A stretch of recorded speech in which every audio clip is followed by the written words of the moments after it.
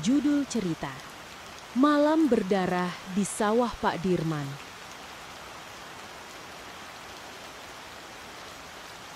Nama saya Reza, seorang mahasiswa tingkat akhir jurusan agribisnis yang sedang menjalani program KKN. KKN atau Kuliah Kerja Nyata di sebuah desa kecil di Jawa Tengah bernama Desa Giritani. Desa ini dikelilingi oleh sawah luas dengan jalur sempit yang memisahkan petak-petak tanah garapan.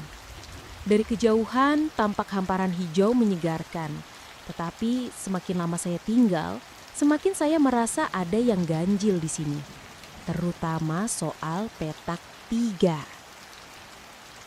Hari pertama di desa, saya dan teman-teman KKN disambut hangat oleh warga. Kami tinggal di rumah Pak Dirman, seorang petani tua yang juga kepala dusun.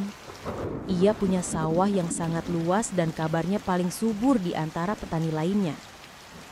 Namun sejak hari kedua, saya mulai mendengar bisikan aneh. Ketika menyusuri pematang sawah menuju lokasi observasi, bisikan itu terdengar seperti panggilan lirih, tapi tidak jelas bahasanya. Awalnya saya kira hanya halusinasi akibat lelah. Tapi lama-lama suara itu muncul setiap saya melewati petak 3. Petak 3 itu jangan didekati malam-malam ya, Le, kata Pak Dirman sambil menyulut rokok kretek. Matanya menatap jauh ke arah sawah yang remang. Saya bertanya kenapa, dan Pak Dirman hanya menjawab, "Nggak baik aja, ada yang jaga." Saya mengira maksudnya adalah penjaga sawah atau mungkin makhluk goib. Tapi Pak Dirman tak mau menjelaskan lebih lanjut. Malam itu saya tidak bisa tidur. Setiap saya memejamkan mata, saya mendengar lagi suara lirih yang seolah berasal dari kejauhan. "Pulang, jangan ke sini." Keesokan harinya saya coba bertanya pada warga sekitar, terutama ibu-ibu yang sedang menjemur padi. Mereka saling bertatapan saat saya menyebut petak 3. "Itu sawah keramat, Mas. Dulu pernah ada kejadian," ujar Bu Sarti. "Anak-anak muda dari kota yang sombong. Mereka jalan-jalan ke sana malam hari. Cuma satu yang pulang. Yang lain itu dicari seminggu, ditemukan dalam kondisi..." Ia tak melanjutkan kalimatnya, hanya menggeleng pelan dan menunjuk langit, lalu menyuruh saya cepat kembali sebelum maghrib. Saya sempat mengira ini hanya mitos desa biasa. Sampai malam keempat saya tinggal di sana.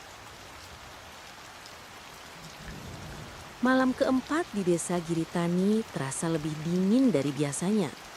Angin bertiup sepoi, tapi membawa aroma lumpur basah dan anyir samar yang sulit dijelaskan. Saya berusaha untuk tidak memikirkannya, meski firasat saya mulai tak enak sejak mendengar cerita Bu Sarti siang tadi. Sekitar pukul 10 malam, saya sedang mengetik laporan KKN di teras rumah Pak Dirman. Semua teman saya sudah masuk kamar, tinggal saya seorang. Lampu remang, hanya disinari cahaya temaram dari lampu gantung tua yang menggantung dan sesekali berayun karena hembusan angin. Tiba-tiba, saya mendengar suara plok, plok, seperti langkah kaki di lumpur. Saya menoleh, tapi tak ada siapa-siapa. Mungkin hanya binatang, pikir saya. Tapi suara itu makin mendekat. Plok, plok, plok. Langkahnya seperti seseorang yang sedang berjalan di sawah basah. Berat, berlumpur, pelan, dan menyeret. Saya beranjak dari kursi, mencoba mencari sumber suara, tetapi tak ada siapapun di halaman. Hanya bayangan pohon pisang dan sawah gelap di kejauhan. Ketika saya hendak masuk, saya melihatnya. Jejak kaki, basah, berlumpur, dan merah. Ya, merah. Seperti darah encer yang tercampur lumpur. Jejak itu muncul entah dari mana, memanjang dari gerbang depan rumah, lalu berhenti tepat di tangga kayu menuju teras tempat saya berdiri. Saya menahan nafas. Tak ada suara lain, hanya degup jantung saya sendiri yang mengalahkan suara malam. Saya panik. Dengan tangan gemetar saya mengetuk pintu kamar Dinda, teman satu tim. Din, bangun! Ada yang aneh!" Dinda membuka pintu dengan mata setengah tertutup. "Kenapa, Za?" "Saya hanya menunjukkan ke arah jejak. Tapi jejaknya sudah hilang. Lantai kayu bersih, tak ada bekas lumpur, tak ada darah." Saya menggosok mata saya sendiri. Apakah saya halusinasi? Aku yakin banget. Tadi ada jejak merah. Di lantai ini, bisik saya. Dinda tidak tertawa. Ia justru terlihat serius. Aku juga ngerasa gak enak beberapa malam terakhir. Kadang dengar suara cewek nangis dari arah sawah. Kami saling tatap. "Petak 3, bisik saya. Kami sepakat untuk bercerita pada Pak Dirman pagi harinya. Keesokan paginya, kami menemukan tanah di sekitar petak 3 teraduk seperti habis digali. Tapi tak ada bekas alat atau orang. Pak Dirman tampak pucat saat melihatnya. "Kalian pasti ganggu dia." "Siapa, Pak?" tanya saya pelan. Pak Dirman menatap kami dalam lalu berkata lirih, "Yang dikubur di sana bukan cuma padi, Le. Dulu ada yang dikorbankan." Saya dan Dinda membeku. Pak Dirman menarik napas panjang sebelum melanjutkan ceritanya. "Dulu, sebelum kalian lahir, ada kejadian mengerikan di sawah itu. Sawah petak 3 dulunya milik keluarga tua yang terkenal kikir dan serakah. Mereka percaya kalau memberi tumbal ke tanah, panennya akan melimpah." Saya dan Dinda saling pandang. "Maksud Bapak tumbal?" tanya Dinda dengan suara gemetar. Pak Dirman mengangguk pelan. "Ada gadis muda, namanya Lestari. Dia pembantu di rumah itu. Cantik, rajin, tapi miskin. Suatu malam dia dibawa ke tengah sawah saat bulan gelap. Dan tidak pernah kembali. Saya merasa perut saya mual. Orang-orang cuma bisik-bisik. Gak ada yang berani lapor polisi. Tapi sejak itu hasil panen mereka makin banyak. Tanah subur, padi gemuk. Tapi satu persatu anggota keluarga itu mati aneh." Dinda berbisik, "Mereka kena kutukan." "Entahlah, tapi yang pasti petak 3 itu ditinggalkan. Dan sawah itu akhirnya saya kelola. Karena sayang kalau terbengkalai. Tapi saya gak pernah ganggu bagian tengahnya. Yang kalian datangi waktu itu tempatnya dikubur Lestari." Saya menelan ludah. Tiba-tiba kilas balik muncul di kepala saya. Malam kami berdiri di tengah petak itu, menancapkan tongkat kayu sebagai tanda pengukuran. Saya teringat tanahnya terasa hangat, seperti ada sesuatu di bawahnya. Malam harinya, suara tangis terdengar jelas dari arah sawah. Saya dan Dinda memutuskan merekamnya pakai ponsel. Hu, tolong, aku dingin. Suara itu pelan dan parau, seperti suara wanita yang sekarat. Kami memutar rekaman itu berulang kali, tapi suara hanya muncul kalau diputar di luar rumah. Begitu kami putar di dalam rumah, tidak terdengar apa-apa. Keesokan paginya, Pak Dirman mendapati sesuatu di gubuk kecil dekat petak 3.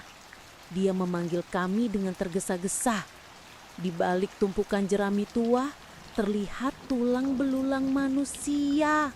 Masih terbungkus kain lusuh yang tampak seperti kebaya. Warnanya sudah kecoklatan dan berlumur tanah. Ada juga sebuah sisir tua dan gelang perak yang sudah berkarat. Dinda berbisik, "Itu Lestari." Pak Dirman mengangguk. Kayaknya dia mau ditemukan. Kami melapor ke kepala desa. Polisi datang tapi tak banyak yang bisa diungkap. Tak ada bukti lain. Tak ada pelaku yang bisa ditangkap setelah puluhan tahun berlalu. Namun malam itu saya bermimpi. Dalam mimpi saya berdiri di tengah sawah dan seorang wanita muda berwajah pucat menatap saya dari kejauhan. Rambutnya panjang, wajahnya penuh luka. Dia menunjuk ke dada saya lalu berbisik, "Jangan biarkan mereka mengulanginya." Saya terbangun dengan keringat dingin. Pintu kamar saya terbuka sedikit dan di lantai ada jejak kaki lumpur merah yang mengarah ke tempat tidur saya. Pagi itu langit mendung. Kabut menyelimuti pematang sawah seperti selendang tipis yang menutupi luka lama. Setelah kejadian penemuan tulang belulang di petak 3, suasana kampung menjadi tegang. Banyak warga mulai menghindari lewat dekat sawah, apalagi saat matahari mulai terbenam. Pak Dirman tidak lagi turun ke sawah seorang diri. Ia selalu mengajak 2 pekerja muda dari desa tetangga. Tapi meskipun ramai, ada satu tempat yang mereka hindari. Sumur tua di sisi timur sawah yang terletak persis di pinggir kebun bambu. Sumur itu sudah lama tidak digunakan. Batunya ditumbuhi lumut dan bagian dalamnya gelap, dalam seperti tak berujung. Konon, dulu air dari sumur itu selalu jernih dan segar. Namun sejak kejadian dengan Lestari, airnya berubah keruh dan mengeluarkan bau besi seperti darah. Siang itu saya dan Dinda sedang berjalan di pematang ketika kami mendengar suara seperti gemericik air dari arah sumur. "Kamu dengar enggak?" tanya Dinda sambil menghentikan langkahnya. Saya mengangguk. "Ada suara air, tapi kan sumur itu udah lama enggak dipakai." Kami berjalan perlahan mendekati sumur. Dari kejauhan terlihat seperti ada uap tipis yang mengepul dari bibir sumur. Semakin dekat, udara terasa dingin. Saya melongok ke dalam. Gelap, tapi saya bersumpah saya mendengar suara perempuan menyanyi. "Bangunlah kekasihku, malam belum usai." Nada suaranya lembut, tapi penuh kesedihan. Saya mundur spontan. "Tutup telingamu!" seru Dinda tiba-tiba menarik lengan saya. Kami berlari menjauh, tapi suara itu seperti mengikuti kami sampai ke rumah. Malamnya saya kembali mimpi buruk. Dalam mimpi, saya berdiri di tepi sumur. Lestari ada di dalam. Tangannya menjulur keluar memohon bantuan. Tapi setiap kali saya coba menariknya, tubuh saya terasa berat dan suara-suara lain mulai berdatangan dari dalam sumur. Suara lelaki tua, suara anak-anak menangis, suara jeritan. Saya terbangun dengan dada sesak. Di lantai kamar ada lumpur dan rambut panjang yang basah tergeletak di dekat pintu. Keesokan paginya, Pak Dirman bercerita. Ia mengaku semalam mendengar langkah kaki mengelilingi rumahnya 3 kali. Lalu suara ketukan dari arah dinding dapurnya. Biasanya kalau ada yang begitu, katanya, itu pertanda mereka tidak puas. Arwahnya belum tenang. Kami semua sepakat untuk memanggil Kiai Mahfudz. seorang tokoh agama dan spiritual yang tinggal di ujung desa. Siang itu juga Kiai Mahfuz datang, membawa tas kecil berisi air doa dan segenggam garam kasar.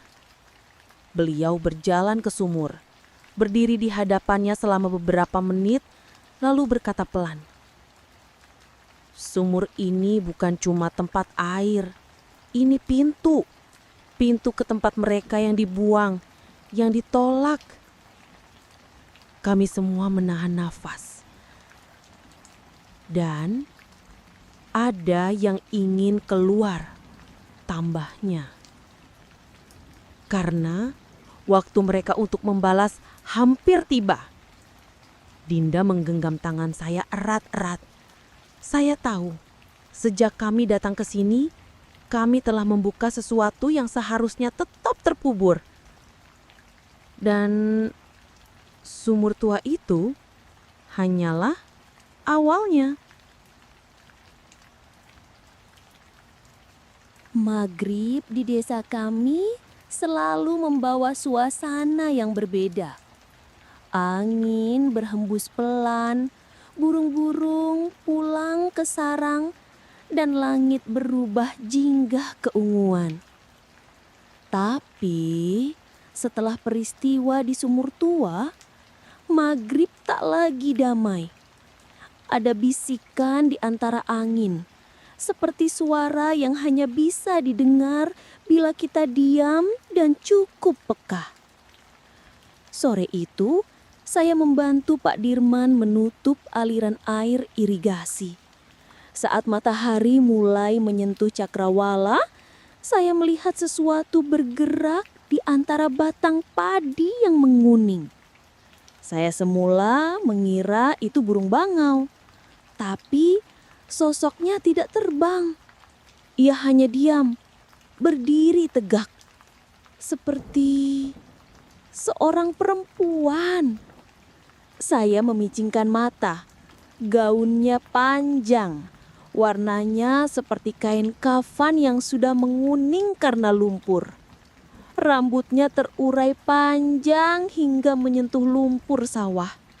Ia menghadap saya, tapi saya tak bisa melihat wajahnya. Hanya rambut yang menutupi semuanya. Pak Dirman," bisik saya pelan sambil menunjuk. Pak Dirman menoleh ke arah yang saya tunjuk. Tapi sosok itu sudah menghilang. Kami pulang dalam diam. Malam itu, saya dan Dinda berdebat. Ia memaksa saya untuk tidak kembali ke sawah selama beberapa hari. Tapi saya tahu, saya tidak bisa begitu saja lari. Ada sesuatu yang mengikat saya di sini. Dan saya yakin kami belum selesai dengan semuanya.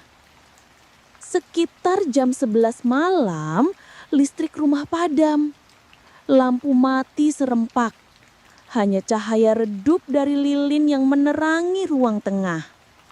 Suara kodok dari luar jendela seperti berhenti dan digantikan oleh suara langkah kaki di teras.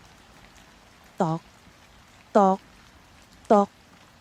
Pelan, teratur, seperti seseorang yang mondar-mandir tanpa tujuan. Saya mendekat ke pintu depan dan mengintip dari celah gorden. Tidak ada siapa-siapa. Tok, tok, tok. Sekarang suara langkah itu ada di belakang rumah. Saya menarik napas dan nekat membuka pintu belakang. Angin malam menyergap wajah saya. Dingin. Di ujung pekarangan, dekat pagar bambu, ada bayangan putih berdiri diam memandangi saya. Tak bergerak, seperti menunggu sesuatu. Saya menutup pintu cepat-cepat dan mengunci semua jendela. Pagi harinya, kami menemukan jejak lumpur di dapur. Bentuknya seperti kaki manusia, tapi tidak beraturan. Seolah-olah orang itu berjalan dengan satu kaki diseret. Pak Dirman akhirnya mengakui sesuatu. Dulu waktu Lestari hilang, aku nemu bekas-bekas kaki aneh juga di belakang rumah. Tapi aku pikir itu cuma halusinasi. Ia terdiam sebentar. Tapi sekarang aku yakin dia atau sesuatu yang memakai wajahnya sudah kembali. Kami semua sepakat. Malam ini kami akan ke sawah lagi. Tapi kali ini dengan persiapan. Kiai Mahfudz memberi kami rajah, air doa, dan seikat sirih. Jangan ucapkan nama siapapun kalau kalian dengar suara memanggil. Dan jangan sekalipun membalas panggilan, meski terdengar seperti orang yang kalian kenal. Dan saat mentari tenggelam, kami kembali ke tempat itu. Sawah di bawah sinar bulan terlihat seperti lautan emas yang muram. Tapi malam itu tidak sunyi. Ada suara seperti tawa anak kecil. Dan di sela-sela bayang batang padi, mereka sedang menunggu. Langkah kaki kami pelan menapaki pematang. Hanya terdengar gemerisik ilalang dan desir angin malam. Langit gelap tanpa bintang, dan bulan seolah bersembunyi di balik awan tebal. Kami membawa lentera minyak, rajah di saku baju, dan air doa yang disimpan dalam botol kaca. Pak Dirman berjalan paling depan. Saya di belakangnya bersama Dinda dan Mas Guntur. Di tangan kami masing-masing seikat sirih kering yang katanya bisa menolak makhluk halus. Setiap langkah membawa kami lebih dalam ke tengah sawah. Tapi anehnya, malam itu kami seperti tak pernah sampai ke tengah. Pematang seolah terus memanjang, tak berujung. "Pak, tadi kita udah lewat gundukan itu kan?" tanya Dinda pelan, menunjuk batu kecil yang bentuknya mirip kuburan. Pak Dirman menoleh, wajahnya pucat. "Iya, tapi kenapa kita lewat lagi?" Kami berhenti. Dan saat itulah kami mendengar tawa kecil. Cekikikan halus, seperti suara anak kecil yang bermain petak umpet. Suara itu datang dari balik batang padi yang tinggi, lalu terdengar dari arah lain, lalu berpindah-pindah cepat. Dinda menutup telinganya. "Berisik, mereka semua ngomongin kita. Jangan dengarkan mereka," bisik Mas Guntur sambil meremas lengan Dinda. "Itu bukan suara manusia." Saya menatap sawah. Dan saya melihat bayangan-bayangan kecil berlari-lari. Seperti anak-anak berambut panjang tanpa wajah melompat-lompat di antara padi. "Air doa," kata Pak Dirman tegas. Kami semua membuka botol kaca masing-masing dan mulai memercikan air ke sekitar kaki. Suara tawa itu berhenti. Namun sekarang muncul suara tangis. Tangisan perempuan, lirih, menyesakkan dada. Lalu suara itu berubah menjadi jeritan panjang yang memekakkan telinga. Ah! Seketika lentera kami padam ditiup angin yang datang entah dari mana. Kami semua berdiri dalam kegelapan. Saya mencoba menyalakan korek dan di saat nyala api kecil itu menyala, di depan saya ada wajah perempuan pucat, matanya kosong, rambutnya basah meneteskan lumpur. Bibirnya terbuka lebar, memperlihatkan gigi-gigi hitam penuh darah. Saya berteriak dan mundur, korek jatuh dan padam. "Tutup mata kalian, jangan tatap matanya." Tapi terlambat. Mas Guntur yang berdiri paling belakang mulai menjerit sambil mencakar wajahnya sendiri. "Keluar, keluar dari kepalaku, jangan masuk, jangan masuk." Kami mencoba menahannya, tapi tubuhnya menjadi sangat kuat. Ia menendang Pak Dirman hingga jatuh ke sawah, lalu mulai berlari ke tengah padi sambil tertawa seperti orang kesurupan. Kami hanya bisa melihatnya berlari jauh hingga akhirnya terseret masuk ke dalam lumpur seperti ditarik oleh tangan-tangan yang tak terlihat. Lumpur itu bergejolak sebentar, lalu diam. Setelah kepergian Mas Guntur yang misterius malam itu, suasana rumah Pak Dirman menjadi semakin mencekam. Kami tidak bisa tidur. Dinda terus menggenggam tasbih di tangannya. Bibirnya komat kamit membaca ayat-ayat pendek. Pak Dirman duduk di serambi dengan mata kosong, memandangi sawah yang kini terlihat seperti lautan hitam di bawah langit pekat. Saya sendiri masih bisa merasakan tangan-tangan dingin yang meraih dari balik padi tadi malam. Setiap kali menutup mata, wajah perempuan lumpur itu muncul lagi dengan tatapan kosong dan mulut yang menganga. Pagi harinya, Pak Dirman mengajak kami ke sisi lain sawah. Katanya ada sesuatu yang harus kami lihat sendiri. Kami berjalan menyusuri pinggiran ladang menuju area yang dulu sempat jadi tempat pemakaman kecil di zaman penjajahan. Tempat itu kini nyaris tertelan sawah. Hanya tersisa beberapa batu nisan tua berlumut dan gundukan tanah yang tak jelas batasnya. Aku baru ingat, kata Pak Dirman pelan. Sawah ini dulunya bukan cuma ladang, tapi juga tempat pembuangan mayat. Saya dan Dinda menetapnya, terdiam. Zaman dulu, waktu Jepang datang, banyak warga desa yang ditangkap dan dibunuh di sini. Mereka dikubur begitu saja di antara petak sawah. Nggak ada doa, nggak ada kafan. Cuma dilempar, ditimbun lumpur, dan dilupakan. Dia berhenti di depan sebuah batu nisan kecil, hampir rata dengan tanah. Ini makam adikku. Suasana mendadak hening. Dulu dia dibunuh karena menolak jadi comfort woman. Kami gak bisa berbuat apa-apa. Setelah perang selesai, kami kubur dia diam-diam di sini. Tapi aku tahu arwahnya gak pernah tenang. Pak Dirman berlutut menatap tanah itu. Dan sekarang semua yang terkubur di sini mulai bangun. Mereka marah.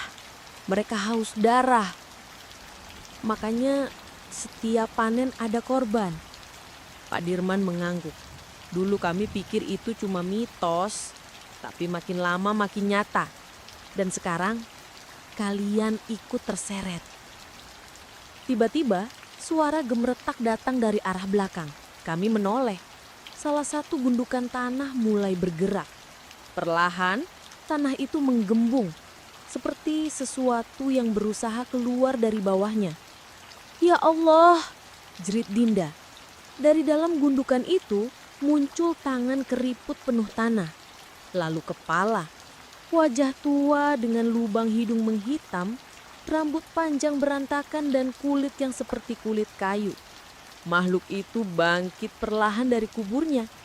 Di sekitarnya suara tanah tergeser terdengar dari berbagai arah. Kubur-kubur lain ikut terbuka. Kami mundur cepat.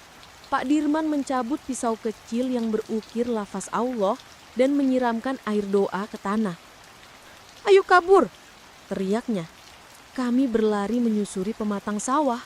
Dan di belakang kami bisa mendengar erangan dan suara lumpur terguyur oleh makhluk-makhluk yang bangkit dari kubur. Mereka berjalan lambat tapi tak berhenti. Seperti mereka tahu kemana kami akan pergi. Dan malam itu kami sadar Sawah ini adalah kuburan, dan arwah di dalamnya tidak pernah benar-benar mati. Kami akhirnya tiba di rumah Pak Dirman dengan napas terengah-engah. Keringat membasahi baju meskipun udara pagi masih terasa dingin. Namun bukan suhu yang membuat kami menggigil, melainkan bayangan sosok-sosok mayat hidup yang perlahan bangkit dari kubur di sawah. Dinda segera mengunci semua pintu dan jendela. Saya berdiri di pojok ruangan, memegangi sebuah celurit warisan yang digantung di dinding. Sementara itu, Pak Dirman menyalakan dupa dan meletakkan semangkuk air zam-zam di tengah ruangan. Dia juga mengeluarkan sesuatu dari lemari tua, sebuah kotak kecil berbalut kain kafan kusam. "Ini sesajen terakhir," ucapnya pelan. "Kalau ini gagal, tak ada lagi yang bisa kita lakukan selain lari sejauh mungkin dari tempat ini." Saya dan Dinda saling berpandangan. Apa maksudnya sesajen terakhir? Pak Dirman membuka kain itu. Di dalamnya ada potongan rambut, setetes darah yang sudah mengering di kain putih, dan bunga melati yang sudah layu. Bau anyir langsung tercium. Dinda memalingkan wajah, hampir muntah. "Ini sesajen untuk pemimpin mereka," kata Pak Dirman. "Perempuan yang kalian lihat di tengah sawah malam itu, namanya Sariah. Dialah yang dulu pertama kali dikubur di sana. Hidup-hidup, hidup-hidup." Saya bergidik. Pak Dirman mengangguk. Dia dituduh sebagai pembawa sial karena panen gagal dan banyak warga sakit. Padahal dia cuma dukun bayi yang tak pernah sakiti siapapun. Tapi malam itu warga menyeretnya, mengikat tubuhnya, dan menguburnya di petak sawah tengah. Dia menunduk. "Aku juga ikut. Aku pengecut." Tiba-tiba terdengar ketukan pelan di jendela. Tok, tok, tok. Kami semua menoleh. Ketukan itu semakin keras. Tok, tok, tok.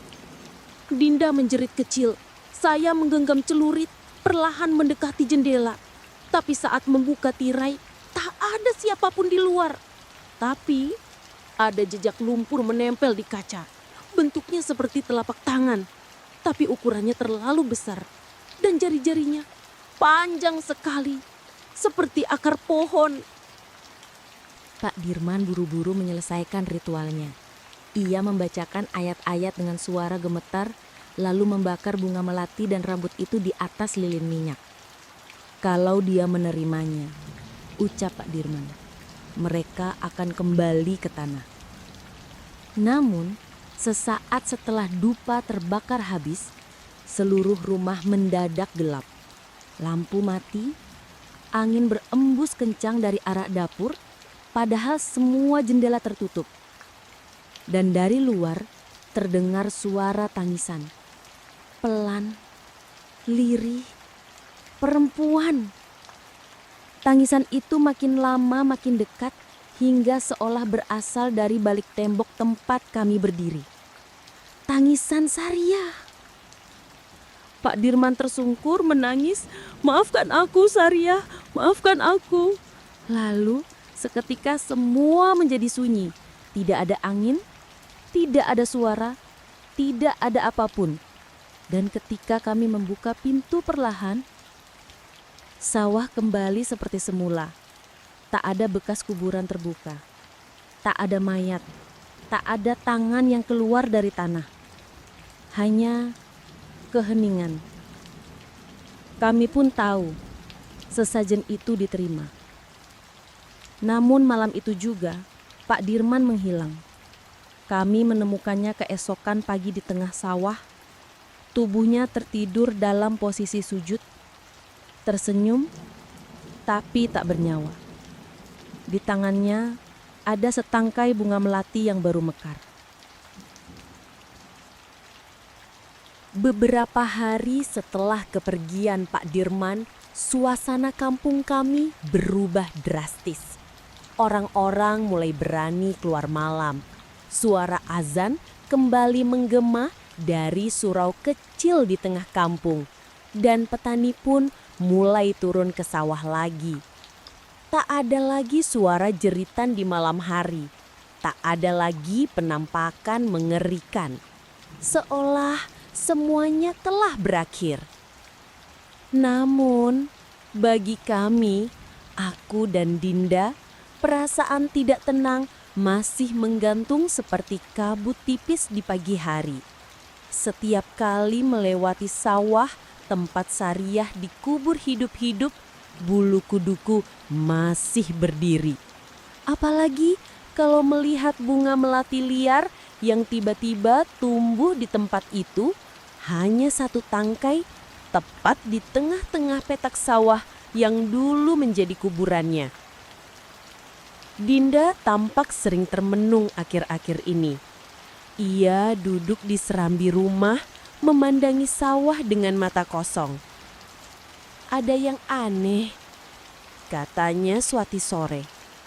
Sejak malam ritual itu, aku sering mimpi. Aku menoleh, penasaran.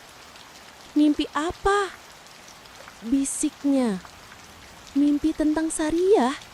Tapi dia tidak marah. Dia duduk di dekatku, kadang memegang tanganku, dan dia bilang belum selesai. Jantungku berdegup kencang. Belum selesai bagaimana? Dinda menatapku dengan mata sembab. Dia bilang bukan cuma dia yang dikubur di sana. Aku terdiam. Sore itu kami menggali sedikit demi sedikit arsip lama di rumah Pak Dirman. Lemari tua yang dulu sering dikunci rapat. Di dalamnya kami menemukan tumpukan kertas kuning, foto-foto usang, dan sebuah buku catatan lusuh bertuliskan tangan Pak Dirman sendiri. Dalam catatan itu semuanya terkuak. Ternyata ada 7 perempuan yang dituduh sebagai pembawa sial, bukan hanya Sariah. Mereka semua dukun bayi, tabib, dan wanita janda yang hidup sendiri. Dalam musim paceklik yang parah, warga desa menyalahkan mereka. Dan dalam satu malam keji, ketujuhnya diikat, dibungkam, dan dikubur hidup-hidup, masing-masing di petak sawah yang berbeda. Pak Dirman menulis semuanya dengan penuh rasa bersalah. Tapi hanya satu sesajen yang dia tahu cara menenangkannya. Sariah. Yang lain belum. Apa maksudnya mereka belum tenang? Tanya Dinda. Suaranya hampir tak terdengar. Aku membaca halaman terakhir catatan itu dengan tangan gemetar. Jika satu bangkit, yang lain akan mengikuti. Tapi hanya satu yang tahu bagaimana menidurkan mereka kembali. Sariah. Dia memegang kunci. Tapi jika dia lenyap, maka tak akan ada lagi yang bisa menghalangi. Kami saling berpandangan lalu buru-buru berlari keluar rumah menuju sawah tengah. Namun, bunga melati itu sudah layu. Dan di sekitarnya ada 6 tangkai lain yang baru tumbuh. Kami berdiri terpaku di tengah sawah. 6 tangkai bunga melati baru itu tumbuh melingkari tempat Sariah dikubur, membentuk semacam pola seperti lingkaran. Angin sore berembus pelan, membawa aroma anyir yang membuat perut terasa mual. Dinda menggenggam lenganku erat. Apa ini berarti 6 lainnya sudah bangkit? Tanyanya dengan suara bergetar. Aku mengangguk pelan. Kalau benar mereka semua dikubur di petak-petak sawah berbeda dan sekarang melati tumbuh di 6 titik lain, mungkin mereka semua akan kembali. Malamnya kami kembali membaca catatan Pak Dirman. Di bagian belakang lembar terakhir ada sebuah peta kampung kuno. Peta itu menandai 7 titik di tengah petak sawah dengan lingkaran merah dan inisial nama. S untuk Sariah dan 6 lainnya M, Y, K, R, D, dan A. Malam itu juga kami mendengar suara-suara ganjil di luar rumah. Tidak lagi jeritan atau tangisan, tapi bisikan, lembut, berulang-ulang. Kadang seperti memanggil nama kami, kadang seperti membaca doa tapi terbalik. Kami tahu kami harus bertindak cepat. Pagi harinya kami mendatangi Ustadz Raffi, satu-satunya tokoh agama yang tersisa di kampung. Ia sudah tua, jalannya pun dibantu tongkat, tapi matanya masih tajam. "Apa yang kalian katakan benar adanya," katanya setelah kami ceritakan semuanya. "Dulu aku masih kecil, tapi aku ingat malam berdarah itu. Orang-orang tak pernah mau membicarakannya. Seolah-olah bisa menghapus dosa dengan diam, tapi dosa tetap tertanam di tanah ini." "Apa yang harus kami lakukan, Ustaz?" tanya Dinda cemas. "Kalau benar mereka semua sudah bangkit, kalian harus menemukan tempat mereka dikubur satu persatu. Bacakan Yasin dan doa tolak bala di sana. Tapi ingat, jangan sampai matahari terbenam ketika kalian di sana." Ustadz Raffi memejamkan mata karena setelah gelap mereka tak sekadar roh. Mereka bisa mengambil tubuh kalian. Kami mulai pencarian ke titik pertama yang ditandai dengan inisial M. Petak sawah itu tampak biasa saja. Tapi ketika kami mendekat, bau busuk menusuk hidung. Bau seperti bangkai tikus bercampur lumpur. Kami duduk bersila, membacakan doa dengan suara lirih. Udara di sekeliling tiba-tiba menjadi berat, langit mendung menggantung rendah. Lalu tanah di depan kami bergetar. Dari dalam lumpur muncul sosok samar wanita tua. Wajahnya rusak, penuh belatung, dan matanya kosong. Tapi dia tidak menyerang, hanya menangis. Suaranya lirih, menyayat hati. Kalian dengar aku?" katanya pelan. Kami terdiam. "Sudah berpuluh tahun aku terkubur. Tubuhku di sini, tapi jiwaku terjebak di antara dunia dan kematian." Kami hanya bisa membacakan doa lebih keras. Perlahan-lahan wujudnya mulai kabur, lalu menghilang seiring melati di tempat itu layu. "Berhasil," Dinda berbisik lega. Tapi kami masih punya 5 lagi, dan waktu semakin sedikit. Kami hanya beristirahat sebentar sebelum menuju titik selanjutnya yang ditandai huruf Y di peta. Waktu sudah menunjukkan pukul 4 sore. Awan gelap menggantung rendah dan udara makin lembab. Kami tahu senja bukan sekadar batas siang dan malam di kampung ini. Itu adalah gerbang antara dunia manusia dan dunia mereka. "Kalau kita nggak selesai sebelum maghrib, kita nggak akan pulang malam ini," ucapku lebih pada diri sendiri. Kami tiba di petak sawah berikutnya. Tempat itu lebih becek dari sebelumnya, penuh lumpur dan rumput liar. Tapi di tengahnya tumbuh satu pohon pisang yang tak masuk akal di tengah sawah. Pohon itu tampak baru, seolah-olah tumbuh dalam semalam. "Lihat, akarnya kayak menjalar di atas tanah," ujar Dinda sambil menunjuk bagian bawah pohon. Aku berlutut dan mencoba menggali sedikit dengan tangan. Tanah di bawah akar itu bukan akar biasa. Itu adalah tulang jari manusia. Kami tercekat. "Mulai baca doanya, sekarang!" Kami mulai membaca surat Yasin dengan suara yang mulai gemetar. Sekitar ayat ke-13, angin mulai berputar mengitari kami. Lumpur mulai naik ke permukaan seperti air mendidih. Dan dari dalam pohon pisang itu, tiba-tiba keluar suara tertawa pelan. "Hahaha. Suaranya seperti suara perempuan muda, tapi menyimpan kegilaan. Aku tahu kalian datang, kalian semua akan menggantikanku.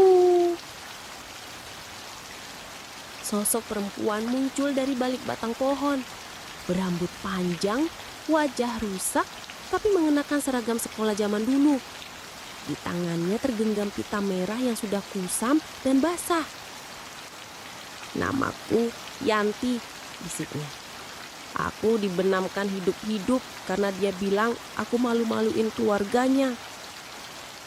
Kami hanya menjawab dengan bacaan doa lebih kencang, bahkan sampai air mata kami jatuh. Sosok Yanti mendekat dan kemudian berhenti. Dia memandang Dinda lama.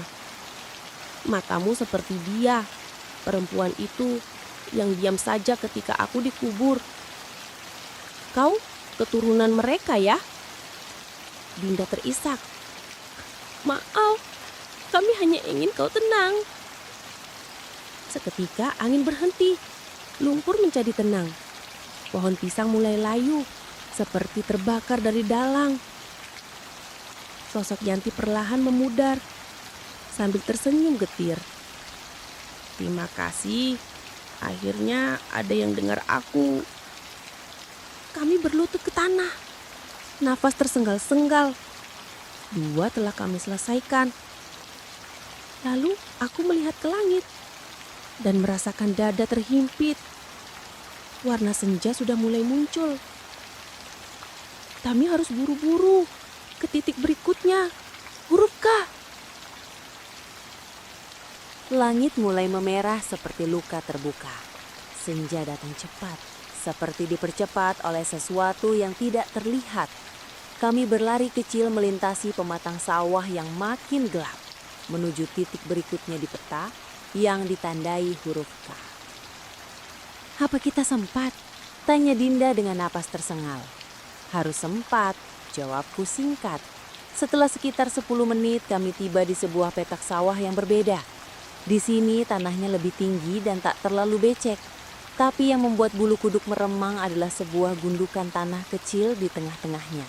Seperti kuburan, lengkap dengan batu nisan sederhana dari papan kayu rapuh. Tertulis di nisan itu, "Untuk yang tak pernah lahir." Kami saling pandang. "Anak keguguran," bisik Dinda. Aku menunduk, mencoba membaca doa. Tapi sebelum bacaan pertama selesai, suara tangis bayi terdengar lirih dari balik gundukan itu.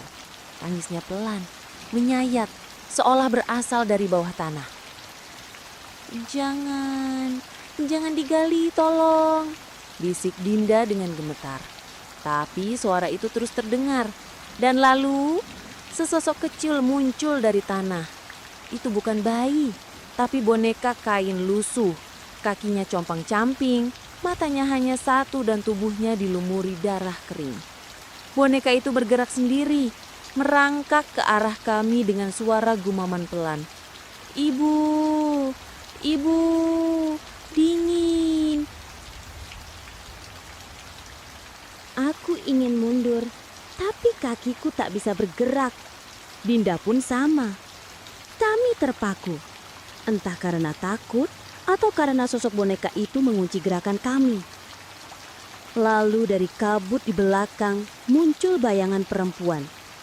Wajahnya tidak terlihat, tubuhnya menggigil seperti demam tinggi. Ia mengenakan kain panjang seperti mukena usang. Ia mengangkat boneka itu dan memeluknya erat. "Maafkan ibu, ibu takut, ibu tak tahu harus bagaimana." Suaranya lirih dan penuh penyesalan. Perempuan itu menatap kami, samar. "Terima kasih telah membangunkannya. Kini kami bisa pergi bersama." Lalu tubuh mereka, boneka dan ibunya, menguap seperti asap tersapu angin senja. Aku menunduk dan membaca doa panjang. Dinda menangis pelan. Berapa lagi yang harus kita hadapi? Aku tak menjawab. Aku hanya membuka peta lagi. Titik terakhir, huruf R, di dekat guduk kosong di sisi ujung sawah. Tempat terakhir, tempat asal kutukan. Langit sudah benar-benar gelap. Hanya bulan setengah yang menggantung menyinari dengan cahaya pucat. Kami menyusuri jalan tanah menuju ujung sawah, tempat di mana huruf R berada di peta. R untuk, gumam Dinda. R untuk rawa. Aku mengangguk. Di daerah kami hanya ada satu rawa kecil yang terhubung dengan irigasi tua. Letaknya tepat di belakang gubuk tua peninggalan kakek Pak Dirman. Konon katanya, rawa itu dulunya adalah sumur pemandian desa sebelum banjir lumpur besar menutupnya dan merubahnya menjadi kolam mati. Semakin kami mendekat, udara terasa lebih dingin dan lembab. Tanah berubah menjadi lumpur licin dan suara jangkrik perlahan menghilang, digantikan suara air menetes dan desir angin yang ganjil. Gubuk tua itu masih berdiri, walau miring. Atap rumbianya sudah bolong di sana-sini. Jendela kayu tergantung satu sisi, berderit ditiup angin. Saat kami mendekat, pintunya terbuka perlahan, tanpa kami sentuh.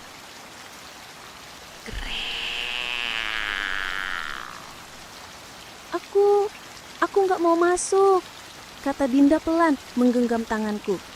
Aku mengangguk. Aku juga, tapi kita harus. Ini titik terakhir. Kalau tidak ke sini, semua yang tadi akan kembali. Dengan langkah hati-hati, kami masuk ke gubuk. Di dalamnya kosong, hanya ada lantai kayu penuh debu dan sarang laba-laba. Tapi di tengah ruangan ada lubang kecil, ditutup kayu seperti pintu perangkap bawah tanah. Dari sana terdengar gumaman doa dalam bahasa Arab. Allahu la ilaha illa huwal hayyul qayyum. Kami saling pandang. Itu ayat kursi. Tapi suara itu seperti orang yang sedang kesurupan. Lirih tapi menggelegar, seperti menggema dari dalam tanah. Aku menarik papan kayu penutupnya. Dari lubang itu keluar bau busuk, campuran antara bangkai dan darah kering. Dan di dalamnya ada kepala manusia. Tidak, bukan satu. Banyak kepala. Semuanya membusuk, matanya membelalak seolah menatap kami. Mulut mereka terbuka, masih melafalkan ayat suci tanpa henti. Dinda menjerit. Aku menutup lubangnya cepat-cepat dan kami mundur sambil tersengal. Tapi tiba-tiba, lantai gubuk ambruk. Kami terjatuh. Kami terjatuh ke dalam rawa. Kami tercebur di air berlumpur hitam, penuh akar dan busa. Airnya dingin seperti es dan ada sesuatu yang menarik kaki kami ke bawah. Aku berusaha berenang, tapi tanganku ditarik dari belakang. Aku menoleh dan melihat Pak Dirman. Tubuhnya penuh lumpur, matanya bolong dan tangannya berlumuran darah. Kenapa kalian bangunkan mereka? Mereka sudah kubiarkan tidur. Tapi kalian membuka kembali pintu-pintu lama. Dinda mencoba berdoa, tapi suaranya tercekat karena lumpur mulai masuk ke dalam mulutnya. Aku teringat sesuatu, peta. Dalam genggamanku masih ada potongan peta basah. Di baliknya tertulis satu kalimat kecil, samar tapi bisa dibaca. Bakar peta, dan semuanya akan kembali tertidur. Dengan sisa tenaga, aku mencabut korek api dari kantong plastik yang kulindungi sejak awal. Tanganku gemetar, korek hampir tak menyala. Tapi akhirnya setelah 2 kali coba, api kecil menyala. Aku bakar peta itu. Sekejap, suara-suara dari rawa membeku. Jeritan, gumaman, dan bisikan perlahan menghilang. Pak Dirman menatapku dengan mata kosong. Terima kasih. Lalu tubuhnya lenyap dalam gelembung lumpur. Kami terbangun di pematang sawah. Subuh mulai menyingsing. Gubuk itu tak ada. Rawa pun mengering. hanya menyisakan tanah retak dan bekas banjir lumpur. Dinda masih gemetar tapi hidup. Kami selamat. Tapi sejak hari itu, kami tak pernah kembali ke sawah Pak Dirman. Dan satu hal yang tak pernah kami ceritakan ke siapapun, setiap malam Jumat masih terdengar suara azan dari rawa tak lagi ada. Tamat.